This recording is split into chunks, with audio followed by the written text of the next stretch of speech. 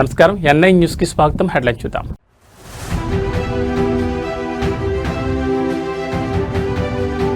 AP విద్యాశాఖలో సరికొత్త చరిత్ర. 10th రిజల్ట్స్ లో ప్రభుత్వ పాఠశాల రికార్డు స్థాయి విన్యాసం.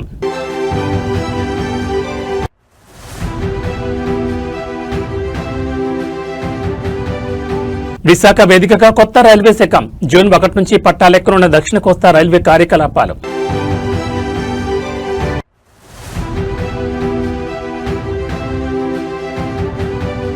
హన్మకొండలో ఫ్లెక్సీల వార్. మున్సిపల్ కార్యాలయం ముట్టడికి దిగిన బీఆర్ఎస్ శ్రేణులు.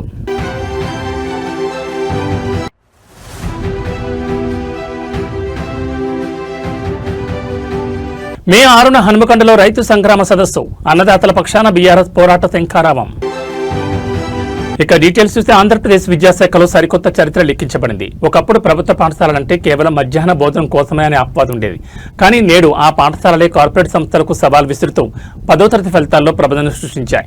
విద్యాశాఖ మంత్రి నారా లోకేష్ బాధ్యతలు చేపట్టిన అనతి కాలంలోనే తీసుకొచ్చిన పెను మార్పులు ఇప్పుడు దేశవ్యాప్తంగా చర్చనీయాంశంగా మారాయి. పేద విద్యార్థుల తలరాతను మార్చిన ఆ మార్పులు నేడు వెలువడిన అద్భుత ఫలితాల వివరాలు చూస్తే ఆంధ్రప్రదేశ్ 10th రిజల్ట్స్ చూసి యావత్ రాష్ట్రం ఆశ్చర్యపోతోంది. చిన్నప్పటి నుంచి ఎన్నడూ చూడని విధంగా ప్రభుత్వ పాఠశాలల విద్యార్థులు రికార్డు స్థాయి మార్కులతో మెరిశారు. విద్యాశాఖ మంత్రిగా లోకేష్ బాధ్యతలు చేపట్టగానే ముందుగా పాఠశాలలో ఖాళీగా ఉన్న ఉపాధ్యాయ పోస్టులపై దృష్టి సారించారు. నిరంతర పర్యవేక్షణ మరియు ఉపాధ్యాయుల నియామకంతో బోధనా వ్యవస్థను గాడిలో పెట్టారు. ప్రైవేట్ స్కూళ్లకు వెళ్లలేని నిరుపేద విద్యార్థులకు కూడా అత్యున్నత ప్రమాణాలతో కూడిన విద్యను అందించాలనే లక్ష్యంతో మౌలిక సదుపాయాలను మెరుగుపరిచారు. ప్రభుత్వ బడుల్లో చదివే పిల్లల మేధస్సును బయటకు తీసేలా ప్రత్యేక ప్రణాళికలు అమలు చేశారు. లోకేష్ దార్శనికత, కఠిన శ్రమకు నేటి ఫలితాల నిదర్శనం. గతంలో ఎన్నడూ లేని విధంగా ప్రభుత్వ పాఠశాలల ఉత్తీర్ణత శాతం గణనీయంగా పెరగడమే కాకుండా స్టేట్ ర్యాంకుల జాబితాలోనూ ప్రభుత్వ విద్యార్థులు పోటీ పడడం విశేషం. ప్రభుత్వ పాఠశాలలో ఇలాంటి ఫలితాలు వస్తాయని ఎప్పుడు అనుకోలేదంటూ తల్లిదండ్రులు, విద్యావేత్తలు తమ సంతోషాన్ని వ్యక్తం చేస్తున్నారు. విద్యాశాఖలో వచ్చిన ఈ పెను మార్పులు రాష్ట్ర భవిష్యత్తును మార్చేస్తాయని భావిస్తున్నారు. విద్యపై పెట్టే పెట్టుబడి రేపటి తరాల భవిష్యత్తుకు బాటలు వేస్తుందని నారా లోకేష్ నిరూపించారు. ప్రభుత్వ బడుల వైపు జనం క్యూ కట్టే రోజులు మళ్లీ వచ్చాయని ఈ ఫలితాలు నిరూపిస్తున్నాయి. ఈ రోజు నారా లోకేష్ గారు విద్యాశాఖ మంత్రిగా కూడా బాధ్యతలు తీసుకున్నప్పుడు చాలా సంతోషం అనిపించింది. ఆయన బడుల మీద తీసుకున్న శ్రద్ధ విద్యా వ్యవస్థలో ఒక పని మార్పు రావాలని చెప్పి పాఠశాలలో ఉన్న టీచర్లందరికీ హై గ్రేడ్ టీచర్ ఉద్యోగాలు ఇచ్చి అలాంటి టీచర్ల ద్వారా మంచి చదువులు నేర్పించి ఇవాళ కార్పొరేట్ స్థాయి ప్రైవేట్ బడులకి ధీటుగా గవర్నమెంట్ బడుల్లో పేద విద్యార్థులు బాగా చదువుకునే 595, 596, 597 హైయెస్ట్ మార్కులు సాధించిన ఘనత నారా లోకేష్. విద్యాశాఖ గవర్నమెంట్ బడుల్లో బాగా వచ్చింది అని చెప్పి సంతోషంగా ఉంది. అసలు మీరు అనుకున్నారు అసలు ప్రైవేట్ స్కూల్ కి ధీటుగా గవర్నమెంట్ స్కూల్ ఇన్ని మార్కులు వస్తాయి పిల్లలకి అది అని ఎక్స్పెక్ట్ చేశారు? నేనైతే ఎప్పుడు అనుకోలేదండి. ఆధిపత్యంలో ఎప్పుడు ప్రైవేట్ స్కూల్లో ఉండేవి. అలాంటిది ఈ రోజున నారా లోకేష్ గారు విద్యాశాఖగా ఉండి ఆయన తీసుకున్న చొరవ, ఆయన స్కూల్ మీద చూపించిన చొరవ, మంచి ఎడ్యుకేషన్ ఇవ్వాలి, కార్పొరేట్ స్థాయిలో పిల్లలు బాగా చదువుకోవాలని చెప్పి వాళ్ళకి మంచి చదివించి ఇవాళ మంచి గ్రేడ్ లో ఉన్నారండి. బాగా పేద మనుషులు కూడా బడుల్లో వేయాలంటే వాళ్ళకి నాణ్యతమైన చదువు ఉండదని, వాళ్ళు సరిగ్గా చదువు చెప్పరని ఒక అపోహతో వాళ్ళు అప్పులు చేసి మళ్ళీ మంగళసూత్రాలు కూడా తాకాట్లు పెట్టి ప్రైవేట్ స్కూళ్ళలో వేసే వాళ్ళని చూసాము. అలాంటిది ఇవాళ నమ్మకంగా లోకేష్ గారు తీసుకున్న బాధ్యతలను తీసుకొని ప్రభుత్వ పాఠశాల ఈ ప్రైవేట్ పాఠశాల అని చెప్పి ఆశ్చర్యంగా ఉంది. ఇవాళ చూసి కొత్తగా హంగులు గాని, వాళ్ళు మధ్యాహ్నం భోజనం అయితే గాని, వాటర్ స్పెషాలిటీ ఏంటి, టాయిలెట్ స్పెషాలిటీ ఏంటి, అన్ని రకాలుగా వసతులు, హంగులు, కార్పొరేట్ స్థాయి హంగులన్నీ ప్రభుత్వ పాఠశాలలో ఉన్నాయి. నారా లోకేష్ గారు విప్లవాత్మకమైన నిర్ణయాలు తీసుకోవడం వల్లనే ఇది సాధ్యపడిందని నేను నమ్ముతున్నాను. ఉత్తరాంధ్ర వాసులు ఎప్పుడెప్పుడా ఎదురు చూస్తున్న దక్షిణ కోస్తా రైల్వే జోన్ కార్యరూపం దాల్చింది. ఈ ఏడాది జూన్ 1వ తేదీ నుంచి విశాఖపట్నం కేంద్రంగా ఈ జోన్ కార్యకలాపాలు అధికారికంగా ప్రారంభం కానున్నాయని కేంద్రం గెజిట్ నోటిఫికేషన్ విడుదల చేసింది. నూతనంగా ఏర్పాటవుతున్న ఈ దక్షిణ కోస్తా రైల్వే జోన్ పరిధిలోకి విజయవాడ, గుంటూరు, గుంతకల్ డివిజన్లు రానున్నాయి. దక్షిణ మధ్య రైల్వే, తూర్పు కోస్తా రైల్వేలోని కొన్ని ముఖ్యమైన సెక్షన్లను విడదీసి ఈ జోన్ ఏర్పాటు చేశారు. గతంలో రాయగఢ్ డివిజన్ లో ఉన్న పలు రైల్వే లైన్లను ఇప్పుడు విశాఖ డివిజన్ లో విలీనం చేశారు. జూన్ 1 నుంచి కార్యకలాపాలు ప్రారంభించేందుకు రైల్వే యంత్రాంగం యుద్ధ ప్రాతిపదికన ఏర్పాట్లు చేస్తోంది. నగరంలోని ఆరిలోవలో జోనల్ కార్యాలయం కోసం శాశ్వత భవన నిర్మాణం చేపట్టనుండగా ప్రస్తుతానికి విఎంఆర్డీఏ డెక్లోని 2 అంతస్తుల్లో జీఎం తాత్కాలిక కార్యాలయాన్ని సిద్ధం చేశారు.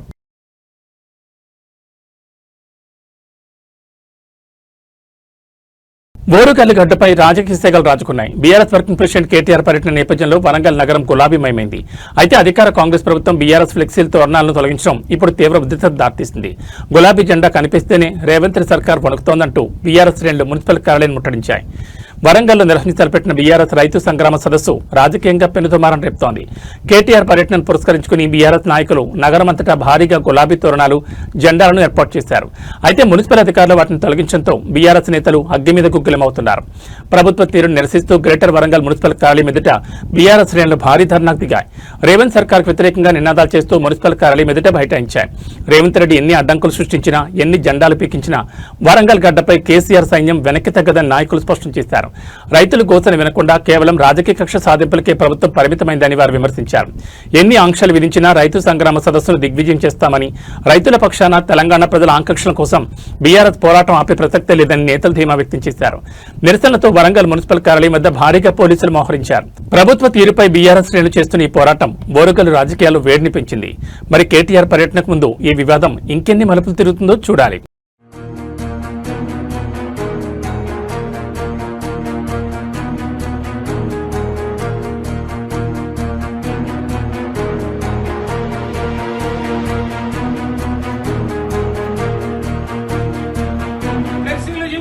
కాంగ్రెస్ నాయకులారా, రైతు సదస్సు విచ్చేస్తున్న కేటీఆర్ ఫ్లెక్సీలు, జెండాలు పీకుతున్న కాంగ్రెస్ నాయకులారా, commissioner down down, commissioner commissioner commissioner జై తెలంగాణ.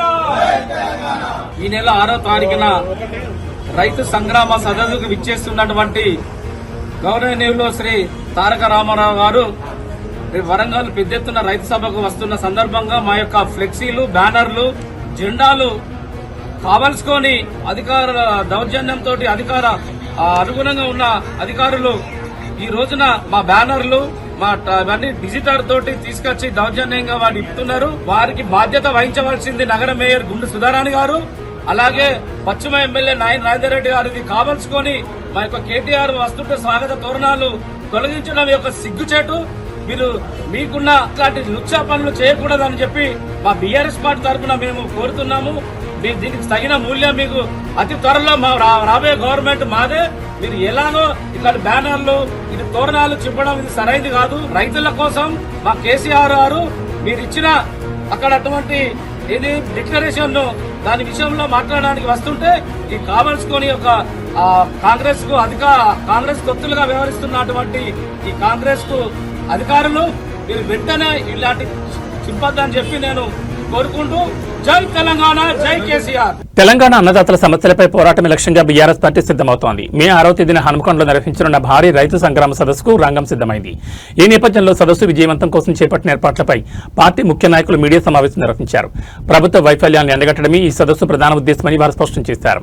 హన్మకొండ వేదికగా జరగనున్న రైతు సంగ్రామ సదస్సు ఏర్పాట్లను బీఆర్ఎస్ నాయకులు క్షేత్రస్థాయిలో పర్యవేక్షిస్తున్నారు. మే 6న జరగనున్న ఈ సభకు ఉమ్మడి వరంగల్ జిల్లా నుంచే కాకుండా రాష్ట్ర వ్యాప్తంగా రైతులు తరలిరానున్నారని నాయకులు తెలిపారు. సదస్సు కోసం భారీ ఏర్పాట్లు పూర్తి చేసినట్లు వెల్లడించారు. రైతు రుణమాఫీ, పంట పెట్టుబడి సాయం మరియు మద్దతు ధర విషయంలో కాంగ్రెస్ ప్రభుత్వం అవలంబిస్తున్న తీరును ఈ సదస్సు ద్వారా ఎండగట్టనున్నట్లు నాయకులు పేర్కొన్నారు. బీఆర్ఎస్ వర్కింగ్ ప్రెసిడెంట్ కేటీఆర్ ఈ సదస్సుకు ముఖ్య అతిథిగా హాజరై రైతులకు పార్టీ అందించబోయే భరోసాపై దిశానిర్దేశం చేయనున్నారు. ప్రభుత్వ ఆంక్షలను లెక్క చేయకుండా రైతు పక్షాన్ని నిలబడేందుకు ప్రతి కార్యకర్త సదస్సుకు తరలిరావాలని నేతలు పిలుపునిచ్చారు. మీడియా సమావేశంలో మున్సిపల్ తోరణాల తొలగింపు వంటి ఘటనలను కూడా వారు తీవ్రంగా ఖండించారు. రైతు సంగ్రామ సదస్సుతో హనుమకొండ రాజకీయం వేడెక్కింది. బీఆర్ఎస్ తలపెట్టిన ఈ భారీ బహిరంగ సభ ఏ మేరకు విజయవంతం అవుతుందో వేచి చూడాలి. మరొక్కసారి రైతు పోరాటానికి, రైతు వారు పండించినటువంటి పంటకు గిట్టుబాటు ధరతో పాటు అన్ని రకాలుగా మరి కాంగ్రెస్ ఇచ్చినటువంటి రైతు డిక్లరేషన్ హామీలన్నీ కూడా నెరవేర్చాలని చెప్పి ఒత్తిడి చేసే కార్యక్రమం ఈ సదస్సు. మనందరికి కూడా తెలుసు, తెలంగాణ రాష్ట్రంలో వ్యవసాయం ఒక పండుగలాగా చేశారు. కానీ 2.5 సంవత్సరాల నుంచి ఒక దండుగా రకరకాలుగా కేవలం రైతులనే కాదు అన్ని వర్గాలను వేధిస్తున్నటువంటి సందర్భాలు, సంఘటనలు చూస్తున్నాం. ప్రజాపాలన అన్నారు, ప్రతీకార పాలన జరుగుతుంది. మరి ఈరోజు రైతు సంగ్రామ సదస్సు మేము నిర్వహిస్తే ఈరోజు అక్కడ పోటీగా రైతు మేళాల పేరిట 3 రోజుల పాటు నిర్వహిస్తున్నారు. అది ఒక బ్యాండ్ మేళా లాగా ఉంది. హృదయపూర్వక నమస్కారం. తెలంగాణ రాష్ట్రం సాకారం కాకముందు తెలంగాణలో ఉన్న రైతుల గోస, రైతుల పరిస్థితి మనందరికీ తెలిసిన విషయమే. రైతుల ఆత్మహత్యలు, రైతుల ఇబ్బందులు, రైతుల కడగండ్లు తెలంగాణ ఉద్యమానికి పునాదిగా నడిచిన నేపథ్యం నుంచి మన కార్యక్రమాలు ఆరంభమైనాయి. తెలంగాణ రాష్ట్రం సాకారమైన తర్వాత గౌరవ కేసీఆర్ గారు రైతు సమస్యల పరిష్కారానికి ఒక కీలకమైన ప్రాధాన్యత ఇచ్చి ఎన్ని విషయాలు పక్కకున్నా రైతును సుభిక్షంగా ఉంటే తప్ప ఈ రాష్ట్రం సుభిక్షంగా ఉండదు అనే సంకల్పం కొద్దీ ఎక్కడో 64 లక్షల టన్నుల ధాన్యం ఉత్పత్తి ఉన్న తెలంగాణని 3 కోట్ల టన్నుల ధాన్యం ఉత్పత్తి వరకు తీసుకుపోయిన నేపథ్యం మీకు అందరికీ తెలిసిన విషయమే. అలనాడు ఆంధ్రనే అన్నపూర్ణగా అంటే దాన్ని వెనక్కి నెట్టేసి తెలంగాణని అన్నపూర్ణగా మార్చిన ఘనత. నేను ప్రెస్ మీడియా మిత్రులందరూ కూడా రిక్వెస్ట్ చేస్తున్నాను, ఈ రైతు సమస్యలు,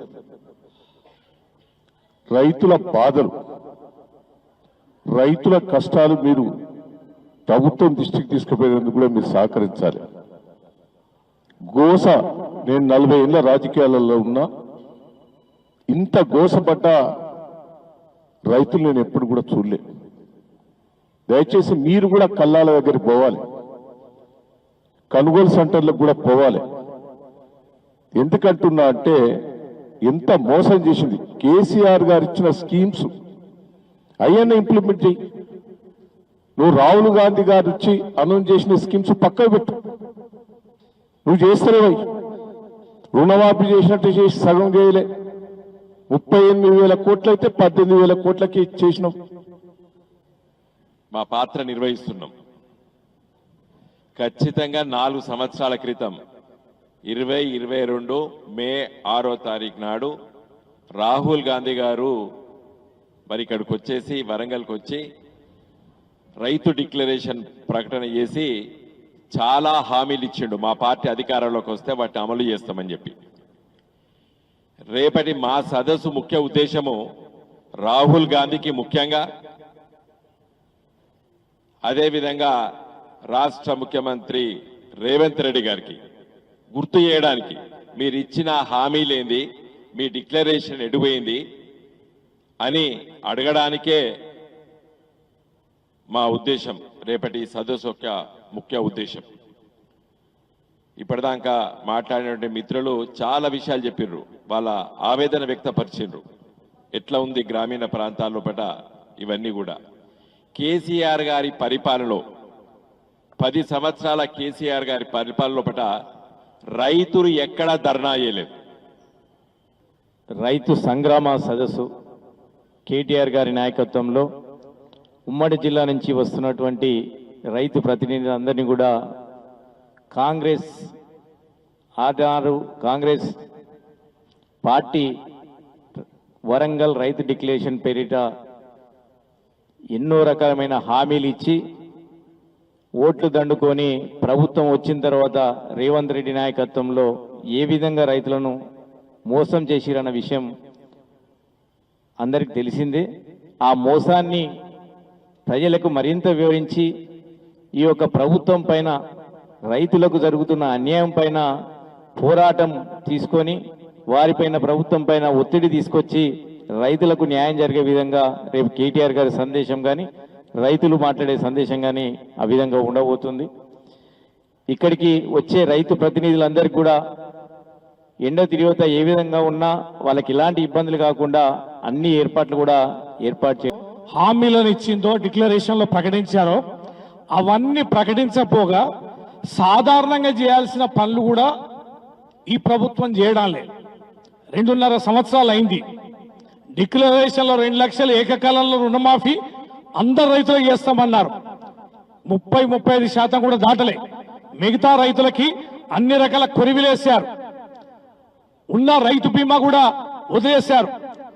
రైతు బీమా చేయడం లేదు.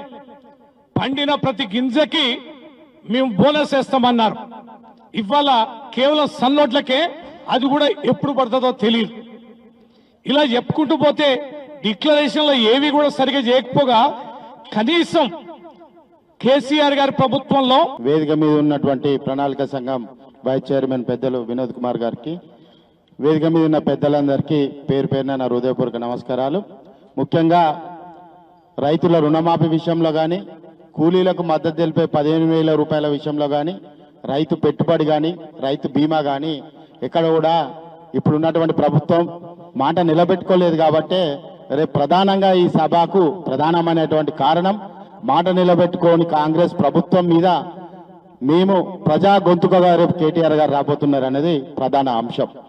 ఇది కాకుండా మాకున్నటువంటి సమాచారం, ఈరోజు రాత్రి పోలీసు వాళ్ళంతా చరిత్రలో నిలిచే విధంగా ముందు పెట్టడానికి కృషి చేస్తున్నటువంటి అందరికీ కూడా నా వంతు ధన్యవాదాలతో పాటు నమస్కారాలు తెలియజేస్తాను. ఇక్కడ ఒకటి గుర్తుంచుకోవాల్సిన అవసరం, దేశం తెలంగాణ రాష్ట్రం వ్యవసాయం రాష్ట్రం దేశం. వ్యవసాయాన్ని పూర్తిగా అర్థం చేసుకున్న రాజకీయ పార్టీలు కానీ రాజకీయ నాయకులు కానీ ఎవరున్నారో గుర్తించాల్సిన అవసరం ఉందని ఖచ్చితంగా చెప్పాల్సిన బాధ్యత ఉంది. ఇక్కడ స్వాతంత్రం వచ్చినాడు వ్యవసాయం మీద 79-80% మంది ఆధారపడ్డారు. అది కొద్దిగా తగ్గుతూ ఇప్పుడు 46-49% మంది వ్యవసాయం మీద ఆధారపడ్డారు. వ్యవసాయం మీద ఇంతమంది ఆధారపడితే దేశం యొక్క అభివృద్ధి కానీ, సమాజం యొక్క అభివృద్ధి కానీ, ప్రజల యొక్క తమిళనాడు రాజకీయాల్లో టీవీకే పార్టీ సృష్టించిన ప్రభంజనంపై దేశవ్యాప్తంగా చర్చ జరుగుతోంది. దళపతి విజయ్ సాధించిన ఈ విజయంపై ప్రజాశాంతి పార్టీ అధినేత కేఏ పాల్ ఆసక్తికర వ్యాఖ్యలు చేశారు. విజయాన్ని సామాన్యుడి గెలుపుగా వర్ణించిన పాల్ తమిళనాడు వచ్చిన ఈ మార్పు దేశవ్యాప్తంగా రావాలని ఆకాంక్షించారు. తమిళగ వెట్రి కళగం పార్టీ సాధించిన భారీ విజయంపై కేఏ పాల్ స్పందిస్తూ విజయ్కు ప్రత్యేక అభినందనలు తెలిపారు. తమిళనాడులో క్రైస్తవ మైనార్టీలు మరియు యువత మార్పును కోరుకుంటున్నారని, అందుకే విజయ్కు బ్రహ్మరథం పట్టారని పాల్ పేర్కొన్నారు. ముఖ్యంగా తమిళ యువత విజయ్ నాయకత్వాన్ని బలంగా నమ్మిందని ఆయన విశ్లేషించారు. అవినీతి నాయకులను రాజకీయాల నుంచి తరిమికొట్టే సమయం ఆసన్నమైందని పాల్ వ్యాఖ్యానించారు. విజయ్ వంటి కొత్త తరం నాయకులు అధికారంలోకి రావడం ద్వారానే స్వచ్ఛమైన పాలన సాధ్యమవుతుందని ఆయన అభిప్రాయపడ్డారు. కేవలం తమిళనాడుకే పరిమితం కాకుండా దేశవ్యాప్తంగా ఇలాంటి రాజకీయ మార్పు రావాలని కోరుకుంటున్నట్లు పాల్ తెలిపారు. కాబోయే ముఖ్యమంత్రిగా విజయ్ తమిళ ప్రజల ఆకాంక్షలను నెరవేరుస్తారని ఆశాభావం వ్యక్తం చేశారు. తమిళనాట విజయ్ గెలుపును తనదైన శైలిలో స్వాగతించిన కేఏ పాల్ రాబోయే రోజుల్లో తాను కూడా ఇలాంటి మార్పు కోసమే పోరాడతానని సంకేతాలు ఇచ్చారు. ఏదేమైనా పాల్ చేసిన వ్యాఖ్యలు ఇప్పుడు సోషల్ మీడియాలో వైరల్ అవుతున్నాయి. I want to congratulate actor Vijay Joseph of Tamil Nadu, who won 106 out of 234 MLA seats and becoming the next chief minister. Yes, there are key reasons why. Number one, he has an incredible following, but every poll, every pundit predicted he would only win 1 to 5 seats at all. Not more than that, or 8 to 10%. Not more than the percentage. But all have become wrong. I have predicted he would win. I prayed he would win. And I told my key coordinators he would win. Why? Number one, I met with Chief Minister Stalin 3 years ago. Told him how my plan is to do Global Peace Summit to bring billions of dollars and create lakhs of jobs. During my 90-minute meeting, he welcomed. And I told him, our Telugu chief ministers are not giving permission. Then we planned last year. We applied for the permission in December, but the permissions were denied.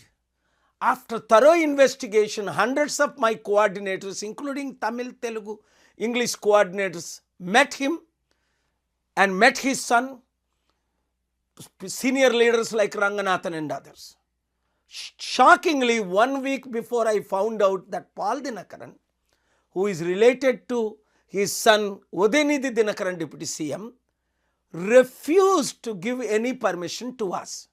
So listen what I said on February 18th for the 22nd crusade in Park Hotel. So Mr. Stalin, truly speaking, I am here to support secularism, democracy, the nation of India. Now you listened.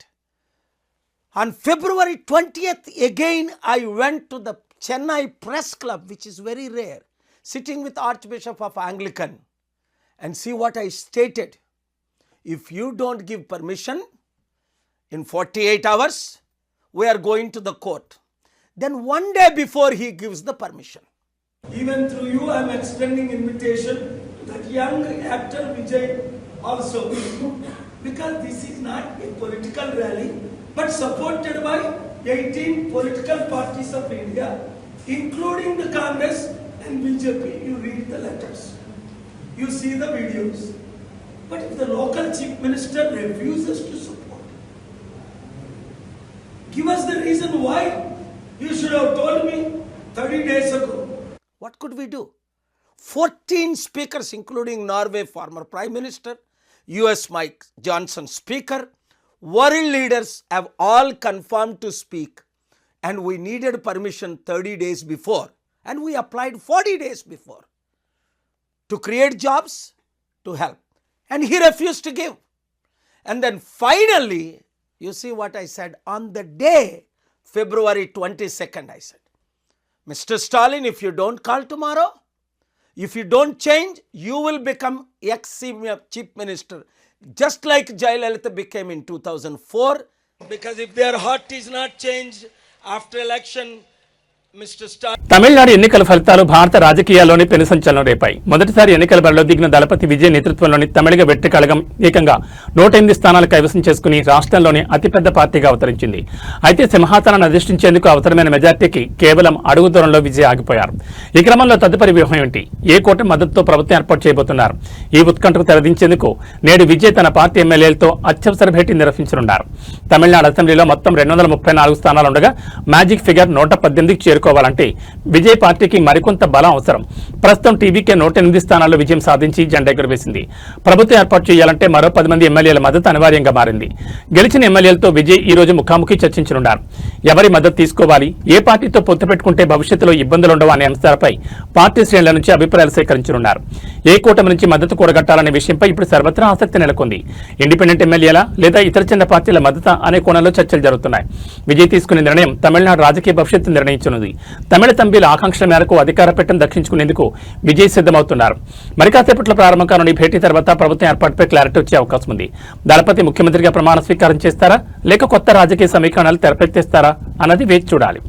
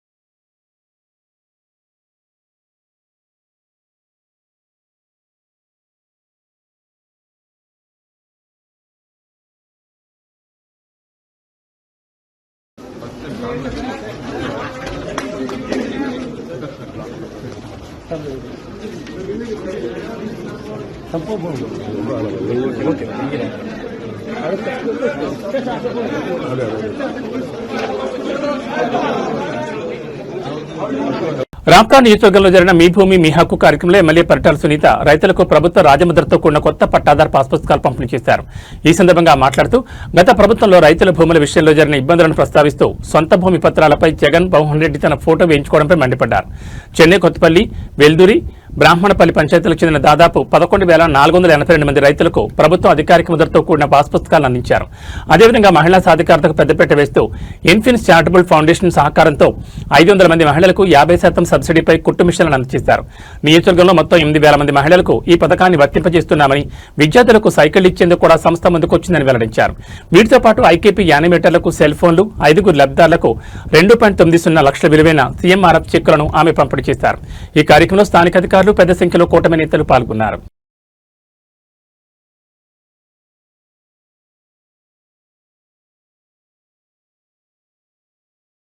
నటు నుంచి రాజకీయ నాయకుడిగా మారిన దళపతి విజయ్ తమిళనాడు రాజకీయాల్లో పెను సంచలనం సృష్టించారు. ఆయన స్థాపించిన తమిళగ వెట్రి కళగం పార్టీ తొలిసారి పోటీ చేసిన అసెంబ్లీ ఎన్నికల్లోని అద్భుతమైన ప్రదర్శన కనబర్చి అతిపెద్ద పార్టీగా అవతరించింది. మొత్తం 108 స్థానాలు గెలుచుకున్నప్పటికీ ప్రభుత్వ ఏర్పాటుకు అవసరమైన 118 స్థానాల మ్యాజిక్ ఫిగర్ కు కొద్ది దూరంలో నిలిచిపోయింది. దీంతో తమిళనాడులో హంగ్ అసెంబ్లీ ఏర్పడగా రాష్ట్ర రాజకీయ భవిష్యత్పై తీవ్ర ఉత్కంఠ నెలకొంది. ఈ రాజకీయ అనిశ్చితి నడుమ ప్రభుత్వ ఏర్పాటుకు విజయ్ చురుగ్గా పావులు కదుపుతున్నారు. అతిపెద్ద పార్టీగా అవతరించిన తమను ప్రభుత్వ ఏర్పాటుకు ఆహ్వానించాలని కోరుతూ ఆయన రాష్ట్ర గవర్నర్ రాజేంద్ర ఆర్లేకర్ కు లేఖ రాశారు. రాజ్భవన్ కు ఇమెయిల్ ద్వారా ఈ లేఖను పంపినట్లు సమాచారం. అసెంబ్లీలో 2 వారాల్లోగా తమ బలాన్ని నిరూపించుకుంటామని విజయ్ ఆ లేఖలో స్పష్టం చేసినట్టు తెలుస్తోంది. ఈ పరిణామం రాష్ట్ర రాజకీయాలను మరింత వేడెక్కించింది. తాజా ఎన్నికల ఫలితాల్లో అధికార డీఎంకే 59 స్థానాలతో 2వ స్థానానికి, ఏఐఏడీఎంకే 47 స్థానాలతో 3వ స్థానానికి పరిమితమయ్యాయి. ఈ నేపథ్యంలో కొత్త రాజకీయ సమీకరణాలు తెరపైకొస్తున్నాయి. డీఎంకేను అధికారానికి దూరం పెట్టేందుకు ఏఐఏడీఎంకే విజయ్కి మద్దతిస్తుందా, లేక కాంగ్రెస్ 5 ఇతర ప్రాంతీయ పార్టీలు స్వతంత్రతో కలిసి విజయ్ సర్కార్ ఏర్పాటు చేస్తారా అనే దానిపై ఊహాగానాలు మొదలయ్యాయి. ఇప్పటికే కాంగ్రెస్ నేతలు విజయ్తో టచ్లో ఉన్నారని, రాహుల్ గాంధీ సైతం ఆయనతో ఫోన్లో మాట్లాడినట్లు వార్తలు వస్తున్నాయి. దశాబ్దాలుగా తమిళనాడు రాజకీయాలను శాసించిన డీఎంకే, ఏఐఏడీఎంకేల ద్విముఖ పోరుకు విజయ్ పార్టీ అనూహ్యంగా తెరదించింది. గవర్నర్ నిర్ణయం, పొత్తుల చర్చల తర్వాతే తమిళనాడు రాజకీయ భవిష్యత్పై స్పష్టత రానుంది.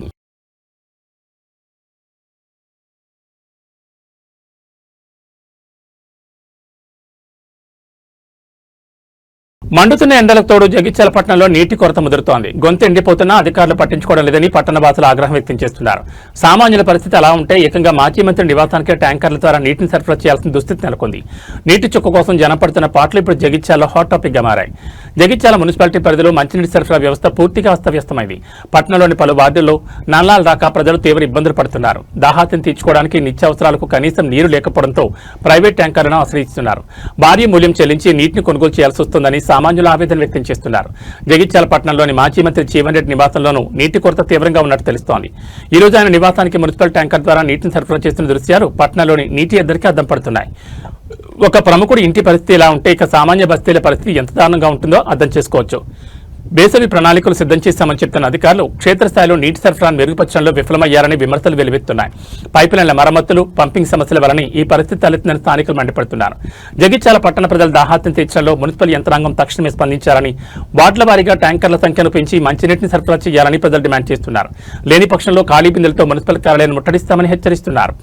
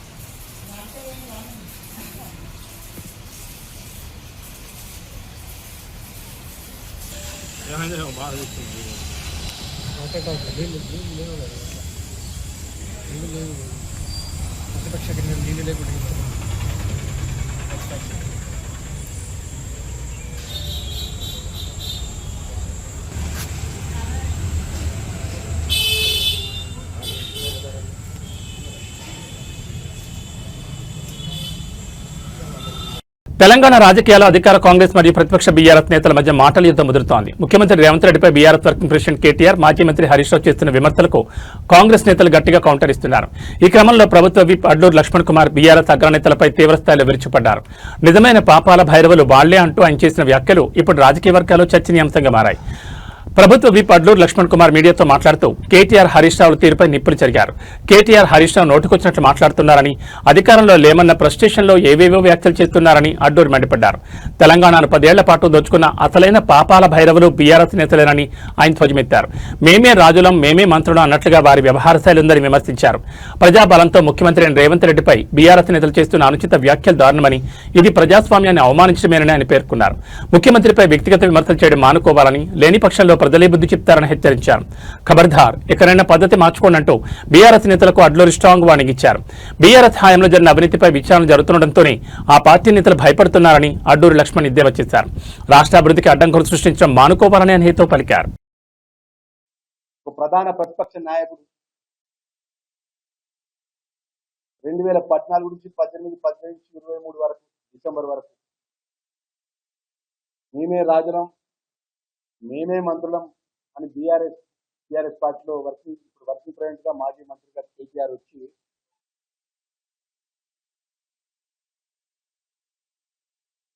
రాజ్యాంగ పరంగా డాక్టర్ బిఆర్ అంబేద్కర్ రాజ్యాంగ పరంగా ప్రజాస్వామ్య పద్ధతుల్లో కూడా ఎన్నుకోబడ్డ ఒక ముఖ్యమంత్రి గారిని పట్టుకొని అత్యంత నోరు ఉన్నది కదా అని చెప్పేసి ఆ మాట్లాడిన భాషలు కేటీఆర్ మేము కూడా మాట్లాడబడుతాం. ఇక్కడ మైక్ ముందు మేము కూడా మీ మీద వ్యక్తిగతంగా మాట్లాడే శక్తి మాకున్నది. కానీ నువ్వు మాట్లాడిన మాటలు యావత్ తెలంగాణ ప్రజలు మొత్తం చూస్తున్నారు. ఏదైతే 2023లో ప్రజలు తిరస్కరించినంత నీకు, నీ బావకు, నీ నాయనకు, నీ పార్టీకి మనసులో పడతలేదు. ముఖ్యమంత్రి గారికి, ఆ దొంగతనం చేసినటువంటి దొంగలకు, పెంచల్గూడ జైల్లో ఉన్నప్పుడు పరిచయం అనేది అత్యంత దారుణంగా మాట్లాడము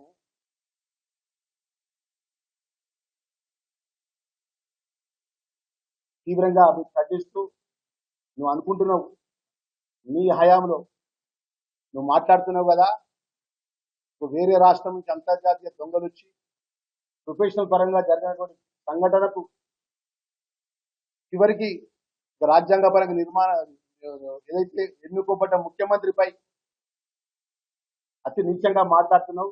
ఇంకా ఖబర్దార్, నాలుక దగ్గర పెట్టుకో. మేము కూడా మాట్లాడగలుగుతాం. మరి మేము ఒక మాట మాట్లాడతాం ఈ హయాంలో జరిగినటువంటి సంఘటన విషయంలో. ఆ రోజు ఫిబ్రవరి 2021 17వ తారీఖు రోజున మంత్రి నుంచి వస్తున్నటువంటి 2 అడ్వకేట్స్ ను అత్యంత దారుణంగా చంపిన దాంట్లో నీ పాత్ర ఉన్నదా? మరి నీ ప్రమేయం ఉన్నదా? మధుకరణ ఒక దళితుడి మంత్రిని దగ్గరలో ఒక దళితుడు అగ్రవర్ణ అమ్మాయిను మ్యారేజ్ చేసుకుంటే అత్యంత దారుణంగా చెప్పినట్టు సందర్భంలో కూడా కానీ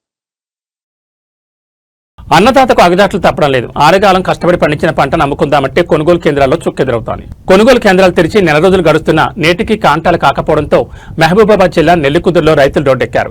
మళ్లీ వర్షాలొస్తే తమ పరిస్థితి ఏంటని ప్రశ్నిస్తూ ప్రధాన రహదారిపై బైఠాయించారు. మహబూబాబాద్ జిల్లా నెల్లికుదురు మండల కేంద్రంలో మొక్కజొన్న రైతుల నిరసన ఉవ్వెత్తనెగిసింది. తమ గోడు పట్టించుకోవడం లేదని ఆగ్రహిస్తూ రైతులు ఆందోళన దిగారు. నెల్లికుదురు మండల కేంద్రంలోని మహబూబాబాద్ తొర్రూరు ప్రధాన రహదారిపై రైతులు బైఠాయించారు. దీంతో కిలోమీటర్ల మేర వాహనాలు నిలిచిపోయి ప్రయాణికులు తీవ్ర ఇబ్బందులు పడ్డారు. కొనుగోలు కేంద్రాలు ప్రారంభించి నెల రోజులవుతున్నా అధికారుల పర్యవేక్షణ లేక కొనుగోలు నత్తనడకలు సాగుతున్నాయని రైతులు ఆవేదన వ్యక్తం చేస్తున్నారు. ఇప్పటికే కాంటాలు వేసినా సరుకును తరలించడంలో జాప్యం చేస్తున్నారని మండిపడుతున్నారు. ఆకాశం మేఘావృతమే ఉండడంతో మళ్లీ వర్షాలు కురిస్తే కళ్లాల్లో ఉన్న మొక్కజొన్న తడిసి ముద్దవుతుందని, తాము కోలుకోలేని విధంగా నష్టపోతామని రైతులు కన్నీరు పెడుతున్నారు. తక్షణమే కొనుగోలు పూర్తి చేసి తమను ఆదుకోవాలని డిమాండ్ చేస్తున్నారు. ధర్నా సమాచారం అందుకున్న పోలీసులు వెంటనే సంఘటనా స్థలానికి చేరుకున్నారు. రైతులకు సర్ది చెప్పి ట్రాఫిక్ ను క్రమబద్ధీకరించే ప్రయత్నం చేస్తున్నారు. సంబంధిత అధికారులతో మాట్లాడి సమస్యలు పరిష్కరిస్తామని హామీ ఇచ్చారు. మీద ధర్నా చేసినప్పుడు అంతకుముందే 3 రోజులు జరుగు వాళ్ళు రానట సంతకాడికి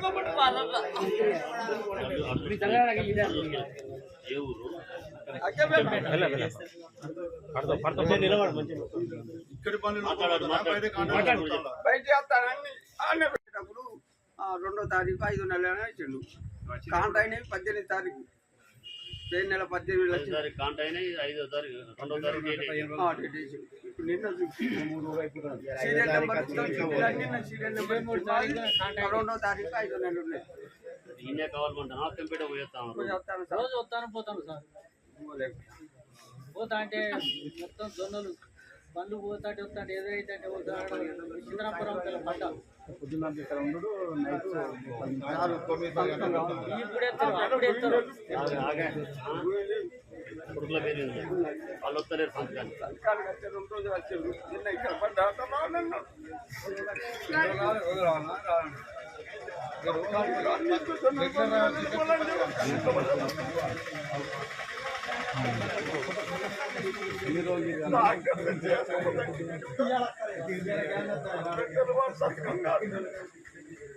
సంతకం పెడతారు. ఈ రోజు వరకు 3 లక్షల రోజు పడుకోలేరు కదా.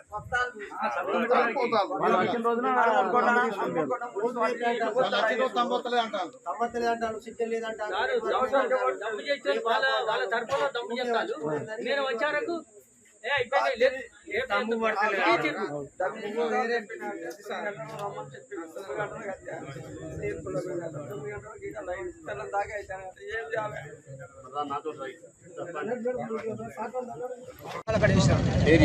అవును మహేందర్ గోపాలి ఈ 330 పక్కల ఇక్కడ వేస్తే ఇప్పటి వరకు అసలు ఆ టచ్లో లేడు, పట్టించుకున్న లేడు. ఆ టచ్లో అసలు కాంటాలు కూడా ఎత్తలేరు. కాంటాలు పెట్టా ఉంటారు. ఇప్పుడు వారం 10 రోజులు అవుతాను అనుకుంటామని పత్రాల కోసం మనం 95 చేసినందుకు ఇక్కడ ఎస్ఐ గారు వస్తాబట్టి పులను కేసు రాసి నాకు మీ సార్ని దండ పెడతా పత్రాలు వేసుకోవాలని వర్షం కొడుతుంది.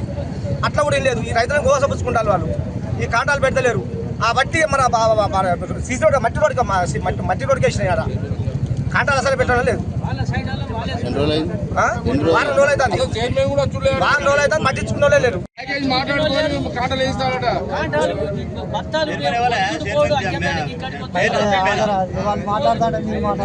సద్దులు కట్టుకొని వచ్చాడు. ఇంత బుక్కడి తీరుడు నీ మంచిలు దొరకాయి, ఏం దొరకాయి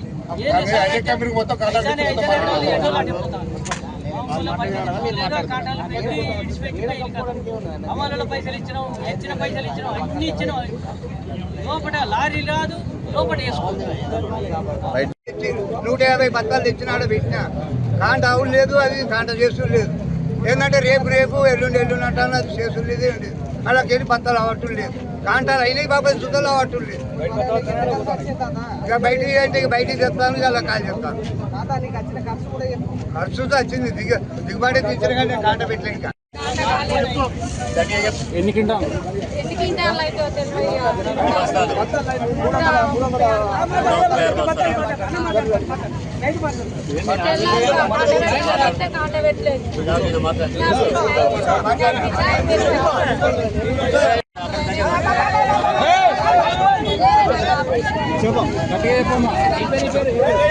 తెల్లార అప్లికేషన్ పోయినా కడుపులో పైపు కాంటాలు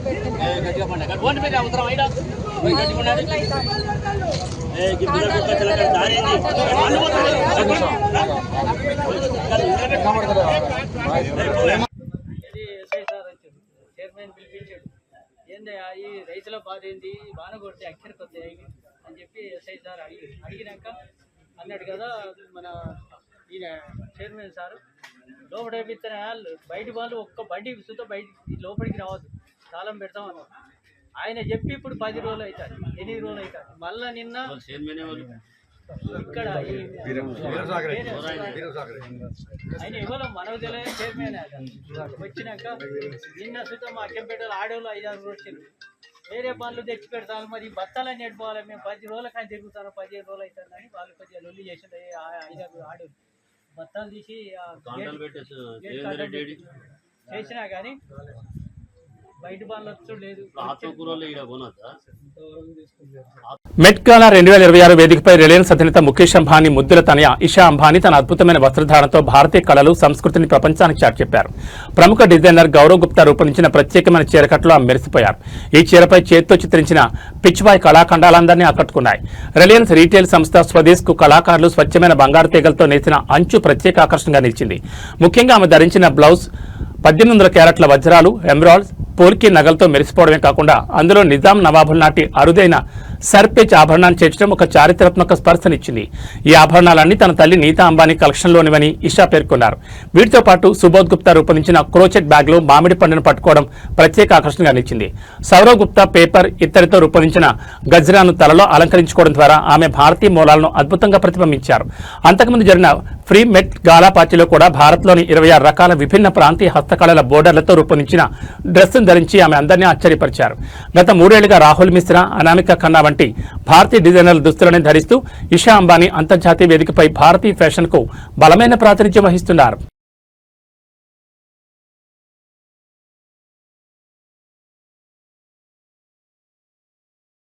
సోషల్ మీడియాలో వచ్చే తప్పుడు ప్రచారాలు ప్రాణాల మీద తెస్తాయని అనకాపల్లి జిల్లా ఎర్రంపాలెం గ్రామస్తుల పరిస్థితి నిరూపిస్తోంది. సోషల్ మీడియాలో వచ్చిన ఒక వీడియోను చూసి ఉమ్మెత్తకూర ఆరోగ్యమని నమ్మిన ఒకే కుటుంబానికి చెందిన గంగాభవాని, వీరలక్ష్మి, వీరబ్బు, జయలక్ష్మి అనే నలుగురు నిన్న ఆ కూర వండుకుని తిన్నారు. తిన్న కాసేపటికే తీవ్ర అస్వస్థతకు గురయ్యారు. ఇది గమనించిన స్థానికులు వారిని వెంటనే కాకినాడ జీజీహెచ్ ఆసుపత్రికి తరలించారు. ప్రస్తుతం వారి పరిస్థితి విషమంగా ఉన్నట్లు సమాచారం. వైద్యుల హెచ్చరిక ప్రకారం ఉమ్మెత్త అనేది అత్యంత విషపూరితమైన మొక్క. ఇందులో ఉండే ఆల్కలాయిడ్స్ నేరుగా నాడీ వ్యవస్థపై ప్రభావం చూపుతాయి. దీనికి ప్రత్యేకమైన విరుగుడు ఉండదని, శరీరంలో విషం శాతం పెరిగితే ప్రాణాపాయం తప్పదని వైద్యులు స్పష్టం చేస్తున్నారు. అమ్మవారి జాతర కోసం హైదరాబాద్ నుంచి సొంత ఊరికి వచ్చిన ఈ కుటుంబం ఇలాంటి చిన్న పొరపాటుతో ప్రాణాల మీద తెచ్చుకోవడం స్థానికులను కలిచివేస్తోంది. ఏమైనా ఆరోగ్య చిట్కాలు పాటించే ముందు అవి వాస్తవమో కాదో సరిచూసుకోవాలని, ముఖ్యంగా తెలియని మొక్కలను ఆహారంగా తీసుకోకూడదని ఈ ఘటన హెచ్చరిస్తోంది.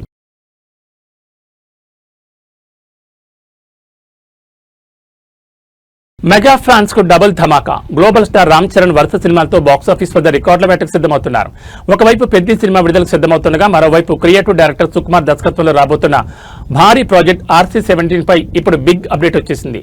రంగస్థలం వంటి ఇండస్ట్రీ హిట్ తర్వాత వీళ్ళిద్దరి కలయికలో రానున్న ఈ సినిమా ఎప్పుడు మొదలవుతుందో తెలుసుకుందాం. రామ్ చరణ్ ఇప్పటికే పెద్ద సినిమా షూటింగ్ పూర్తి చేసి జూన్ 4న విడుదలకు సిద్ధంగా ఉన్నారు. ఈ క్రమంలో ఆయన తదుపరి చిత్రం RC-17 పై మైత్రి మూవీ మేకర్స్ నిర్మాత చెర్రీ కీలక విషయాలు వెల్లడించారు. ఎంతో కాలంగా ఎదురుచూస్తున్న ఈ ప్రతిష్టాత్మక ప్రాజెక్టును జూలైలో పట్టాలెక్కించేందుకు చిత్ర యూనిట్ సన్నాహాలు చేస్తోంది. మైత్రి మూవీ మేకర్స్ సంస్థ ఈ చిత్రాన్ని అత్యంత భారీ బడ్జెట్తో నిర్మిస్తోంది. సుకుమార్ ఇప్పటికే ఈ సినిమా స్క్రిప్ట్ పనులను పూర్తి చేసి తుది మెరుగులు దిద్దే పనిలో నిమగ్నమై ఉన్నారు. ఈసారి కూడా తనదైన శైలిలో మరో శక్తివంతమైన మాస్ యాక్షన్ కథను ఆయన సిద్ధం చేసినట్లు సమాచారం. రంగస్థలం చిత్రంలో చిట్టిబాబుగా రామ్ చరణ్ కొత్త కోణంలో చూపించిన సుకుమార్ ఇప్పుడు RC-17లో చరణ్ ను ఇంకెంత పవర్ఫుల్ గా చూపిస్తారోనని ప్రేక్షకులు ఆసక్తిగా ఎదురుచూస్తున్నారు. ఈ ప్రాజెక్టుకు సంబంధించి మరిన్ని వివరాలు త్వరలోనే అధికారికంగా వెల్లడి కానున్నాయి. ముఖ్యంగా ఈ సినిమాకు దేవిశ్రీ ప్రసాద్ సంగీతం అందిస్తారా లేదా అనేది మెగా అభిమానుల్లో చర్చనీయాంశంగా మారింది. మొత్తానికి జూన్ నెలలో పెద్దితో థియేటర్లో సందడి చేయనున్న చరణ్ జూలై నుండి సుకుమార్ సినిమాతో బిజీ కానున్నారు.